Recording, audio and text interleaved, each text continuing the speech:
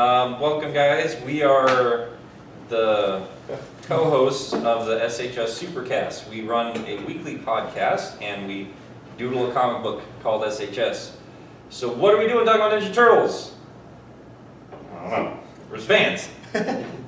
So some of us are bigger fans than others. A little bit. I frequently hunt on eBay for Ninja Turtle toys. It's daily, guys. It is daily. I get home from work and I trip over boxes with 15-foot, okay, not 15 foot, but really big Ninja Turtles. 13-inch, it's fine. Like if you've ever seen Hoarders on A&E, like that's my house except with Ninja Turtles. Shells all over the things is all.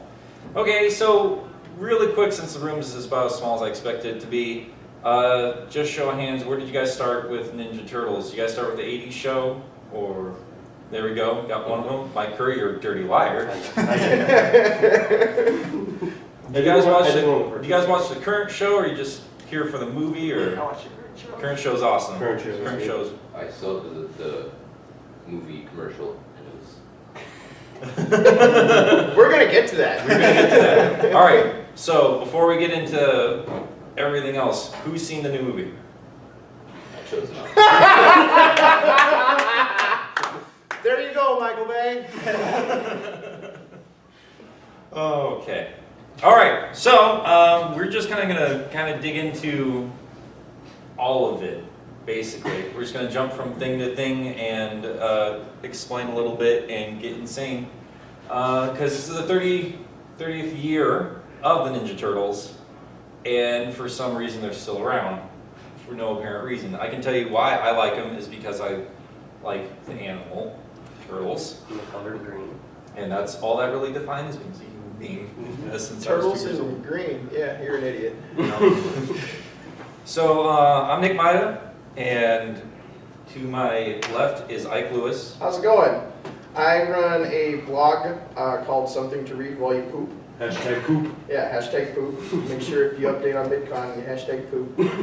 My goal for the blog is to give you something to read, listen to, or watch in the time it takes you to have a poop. So that's what I do. A good marketing scheme. Yeah. There we go. And to my right is Michael Chapman. Hey guys, how's it going? I don't do anything. All right, so let's just start from the get-go. Have you guys ever read the original? I have Ninja read Turtle? the original comic, yes. Okay. Have you? Okay. Yeah. You own the original one? Well, I mean, it was a reprint. Okay, I was gonna say, like, are you selling that? You're my new best friend. So the very first comic book was a very dark and gritty book, mostly due to being a parody to what was out at the time. That was when Daredevil was really kicking it in with Frank Miller's Daredevil and his Dark Knight Returns, whatever the hell it was called. Point is, comics were dark and angry and brooding, so these two comic creators got together and like, well, let's make dark, brooding pet baby turtles. The very first image was just a bipedal turtle, like your regular cartoon turtle, with a couple of ninja weapons and a little mask. And then eventually they gave him steroids and made a comic. So, yeah, just give you a quick idea of how brutal that was. The first issue, they tell the origin real quick, because you really don't need to spend 45 minutes, Michael Bay, on telling the origin. Drop in the goo, there's this angry rat says, hey, this dude killed my master. I'm gonna raise you guys to kill him. And by the end of that issue, they killed the crap out of Shredder. I mean, they murdered the living crap out of Shredder, like brutally. They offered him a sword, say, hey, we beat you, why don't you just cut your face off? And he goes, no, and throws a grenade, and they hit it back at him, and they blow him up. That was Ninja Turtles, and from there they looked at that and said, let's make some cartoons for kids out of this. Yeah. They got a toy deal and everything. Yeah, and It was a lot like, like how He-Man became a cartoon. It was really a toy in a comic before it became a cartoon, and Turtles kind of started out the same way. So. Yeah, that was a big part of the 80s, and I mean, I know we hold them near and dear, I mean, I do anyway, but the fact of the matter is this crap was made to sell stuff to kids. And it worked. It worked so well. I love all of it. What? You gonna keep talking like Curry? Yeah, why don't you just... This is Mike Curry. He's also a guest of ours and one of the co-creators of the. Shut up, Mike Curry. But yeah, I guess we can jump into the 1980s cartoon. Has anyone, besides our friend in the back here, has anyone actually seen any of it before? A little bit, like, Did you guys see that episode of the current cartoon where they cameoed those guys? Yeah. So, interesting little note there. The guy who does Donatello's voice, he was the original Raphael, which was awesome. It was great. I didn't watch it. That's because you're... I was watching Ghostbusters 2 on Blu-ray. So the cartoon, like I said, was kind of just a deal to make Playmates toys and to make a cartoon based off of that. That wasn't made to tell a story. They said, hey, we're gonna make some toys, let's make a cartoon advertise for it, and that's nothing new. I mean, they still do that nowadays. Pokemon still exists. But I was watching that to prepare for this panel, and I was noticing that I was trying to figure out what made these characters stick around for 30 years. Something that was blatantly made to just sell toys. Why are they still here? Why is there a new movie that I hate so much? Why is all this stuff still around? And I got done with the episode, and I really didn't have an answer because it was insane. Just to give you an example, the episode I watched this morning was called Michelangelo's Birthday, because apparently he has a different birthday from the rest of the turtles.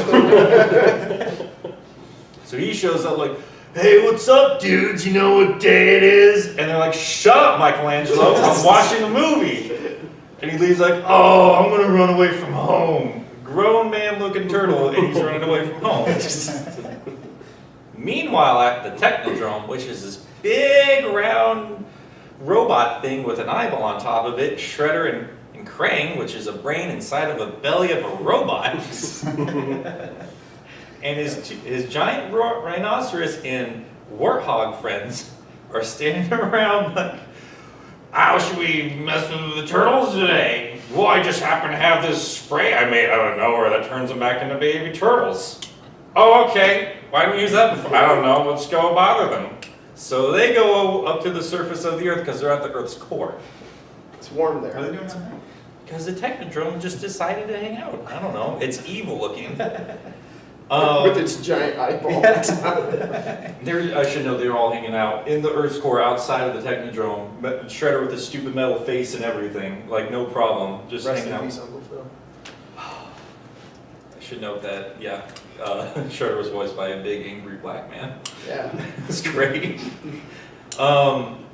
Anyway, so they go up to the surface and they find the other 3 turtles and they spray them, and instead of turning them into baby turtles, they just blow up into balloons and just float around. Are you serious? That's it. That's what happened. Terrific. And Shredder just looks at it like, well, I guess that works. That was basically his delivery. He's like, okay, that's fine.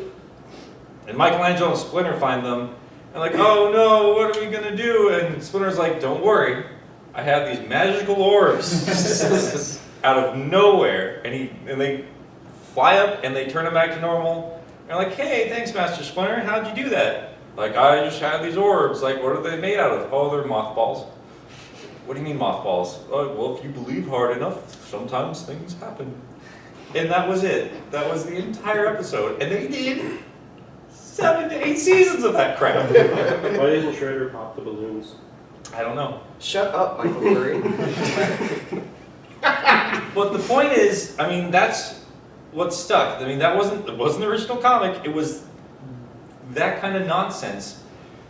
And as stupid as it was, and a lot of those episodes are still stupid, I was laughing my ass off. Buns. My buns off. Yes, I gosh. didn't want to offend the children. Family friendly, jeez.